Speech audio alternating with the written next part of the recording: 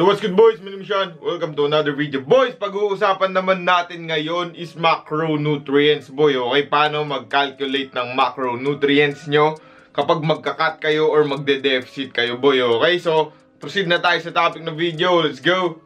Basic!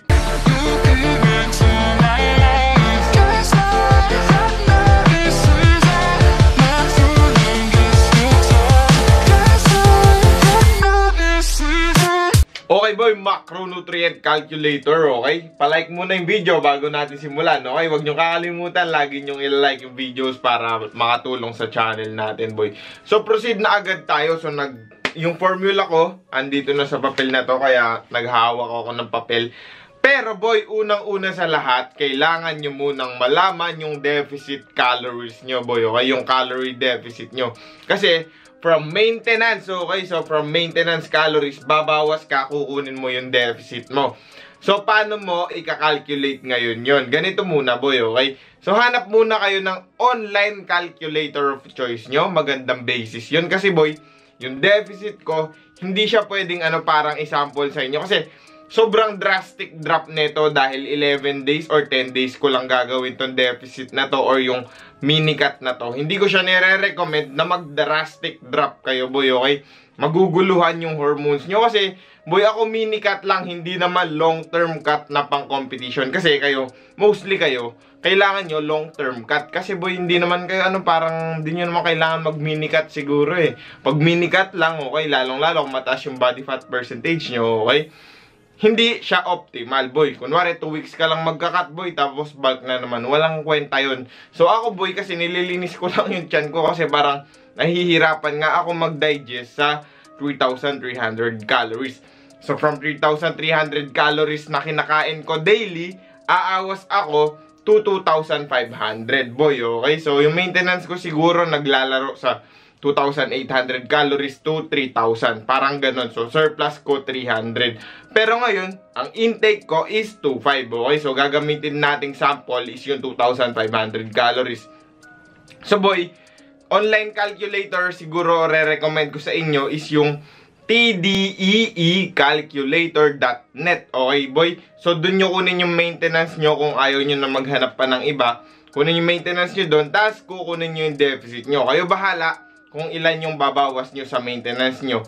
Either 300 to 500 calories, boy, okay? So, mag-range kayo doon kung ilan yung deficit na gusto nyong gawin. Ngayon, boy, kapag nakuha nyo na yung deficit calories nyo, ganito, proceed na tayo. Mag-mathematics na tayo. Basic math lang to, boy, okay? Di naman kailangan maging complicated. Mag-flash na lang ako ng mga dito sa right side of the screen or sa left side of the screen, boy, ng kung paano yung pag-calculate. So, hindi na ako, wala kasi akong boy, whiteboard. So, ngayon, boy, okay? Ganito. Diba? Sasample natin yung 2,500 calories. Ngayon, 2,500 calories. Kukunin nyo yung body weight nyo, okay?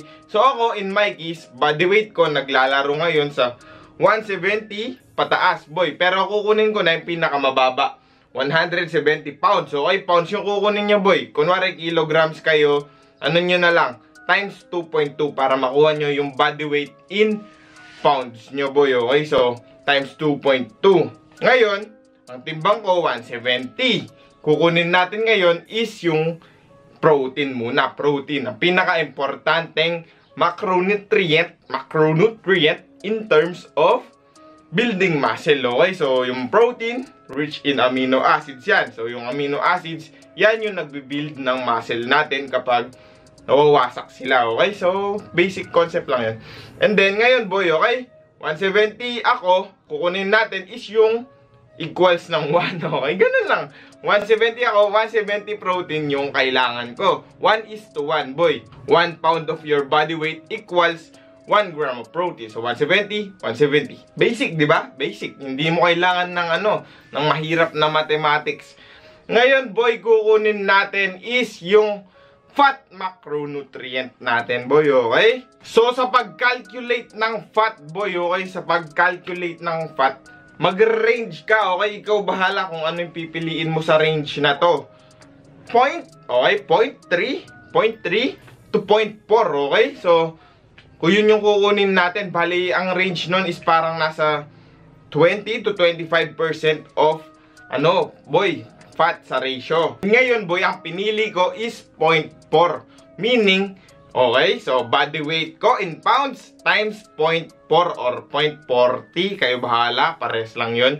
And then, ang nakuha kong sagot is 68. Okay boy, 68.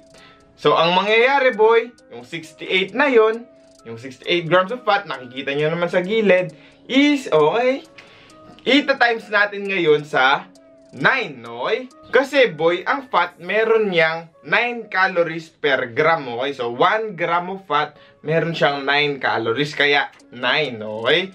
So, ayun, ang nakuha nating sagot is 612. Yung 612 na yun, calories yun, boy, okay? Tapos, boy, yung protein din pala, kung di ko nabanggit kanina, is kailangan natin siyang i-multiply by 4, okay? Para makuha natin yung calories niya. Kasi, ang isang gram ng protein, meron siyang 4 calories, boy, okay? Baka lang di ko nasabi kanina, ayan, nasabi ko na ngayon. So, ang sagot naman doon is 680, boy, okay? So, merong yung 170 grams of protein, meron yung 680 calories, boy, okay? Ngayon, yung 680, tsaka 612, i-add nyo ngayon, boy, okay? So, ang makukuha natin sa sagot is 1292, okay? So, 1,292 calories. Again, ang deficit ko is 2,500. Doon, by subtracting your deficit calories dun sa total ng protein at fat, okay boy, dun mo makukuha yung carbohydrate. Diba? Napaka-basic lang. Hindi mo naman kailangan ng rocket science or yung mahirap na mathematics, boy, okay? Ngayon, ang makukuha nating sagot pag sinubtract natin yung deficit calories natin tsaka yung total ng fat at protein, boy, is, okay, 1,208. Okay, 1,208 calories. Kukunin lahat natin yun sa carbs. Ngayon, boy, kasi gusto ko mataas yung carbohydrate ko, kaya ito yung ginagawa ko personally tsaka sa mga client ko, okay? So, yun yung approach ng Chinelas Gains. Yung ibang coaches kasi, boy, ang approach nila is sobrang taas ng protein, tapos moderate fat, tapos low carbs. Nasa inyo naman yan, depende pa rin yan. At the end of the day, calories matter pa din, boy, okay? So, kung deficit ka, maintenance ka, or surplus ka. Ako, boy, personal approach ko lang yun para sa akin tsaka sa mga clients ko na pumapasok sa Chinelas Gains approach, boy, okay? Ngayon, yung 1,208 calories, boy, i-divide natin by 4. Bakit by 4? Diba? Bakit i-divide natin 4? Kasi, boy, ang carbohydrates, meron din siyang 4 calories. Basic, diba? So, carbs and protein, meron silang 4 calories. Fat, dahil yung iba naglo-low fat, kasi meron niyang 9 calories. Napakataas ng calories ng fat, boy, okay? Calories, boy, okay? Calories matter. Calories in versus calories out. Yan yung pinaka-basic para makapag-lose ka ng weight or para ma-achieve mo yung goal mo, boy. So, ang sagot sa 1,208 divided by 4 or divide by 4 is, okay, 302. So, 302 grams of carbohydrates yung makukuha natin, boy. Diba? Basic. So, yun na yung total ng ratio ng, boy, ng mga macros natin. Hindi na natin kailangan i-science pa. Ang nakuha natin sa protein, 1 gram per pound of body weight lang, diba? So, 170 ako, 170 grams of protein ang kailangan ko. Tapos, dun sa fat, yung tinimes natin by 0.3 or 0.4, ang nakuha natin is 68. Okay? So, 68 grams of fat ang kailangan natin for a day.